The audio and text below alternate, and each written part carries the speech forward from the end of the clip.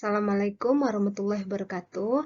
Nama saya Susile Didayana, NIM 230023019.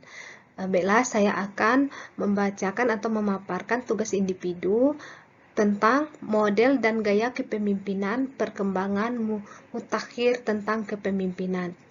Pada mata kuliah Kepemimpinan dan Perilaku Organisasi Pendidikan, dosen pengampu Dr. Roli Darsa, MPD, MPT.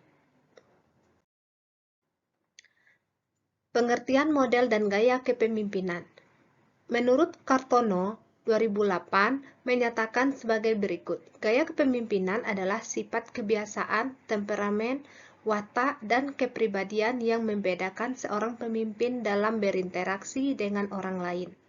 Menurut Mulyadi dan Rifai 2009, gaya kepemimpinan adalah pola menyeluruh dari tindakan seorang pemimpin, baik yang tampak maupun yang tidak tampak, oleh bawahannya, serta menggambarkan kombinasi yang konsisten dari falsafah keterampilan, sifat, dan sikap yang mendasari perilaku seseorang. Macam-macam model kepemimpinan. 1. Model kepemimpinan transformasional, yaitu model ini menekankan pada kepemimpinan yang mampu memotivasi dan menginspirasi bawahan mereka. Yang kedua, model kepemimpinan situasional. Model ini mengakui bahwa kepemimpinan yang efektif tergantung pada situasi tertentu. Yang ketiga, model kepemimpinan transaksional.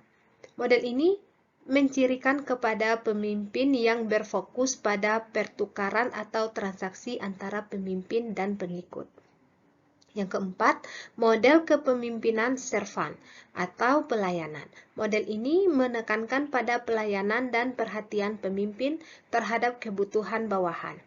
Yang kelima, model kepemimpinan yang berbasis komunikasi, yaitu model yang menekankan pentingnya komunikasi yang efektif dalam kepemimpinan.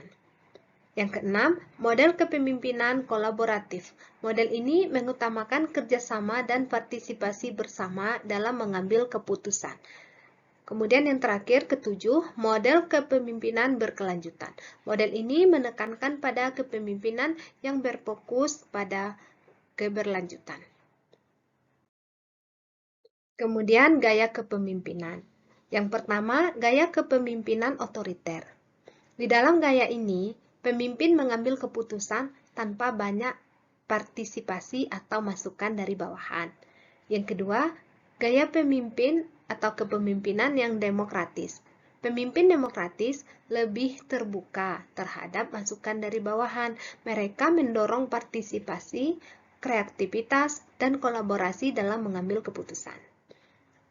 Yang terakhir, gaya kepemimpinan laissez-faire, yaitu gaya atau dalam gaya ini pemimpin memberikan kebebasan dan otonomi besar kepada bawahan. Kemudian pengaruh model dan gaya kepemimpinan terhadap jalannya organisasi dan komunikasi yang efektif dalam sebuah organisasi. Model dan gaya kepemimpinan memberikan pengaruh yang dapat menjadi tolak ukur keberhasilan organisasi. Pemilihan model dan gaya kepemimpinan yang tepat dapat berdampak signifikan pada hasil organisasi. Kepemimpinan dalam suatu organisasi merupakan suatu faktor yang menentukan atas berhasil atau tidaknya suatu organisasi. Dalam arti yang luas, kepemimpinan dapat dipergunakan setiap orang dan tidak hanya terbatas atau berlaku dalam satu organisasi. Kepemimpinan mengandung arti kegiatan untuk mempengaruhi perilaku orang lain, baik perorangan maupun kelompok. Demikianlah. Terima kasih. Wassalamualaikum warahmatullahi wabarakatuh.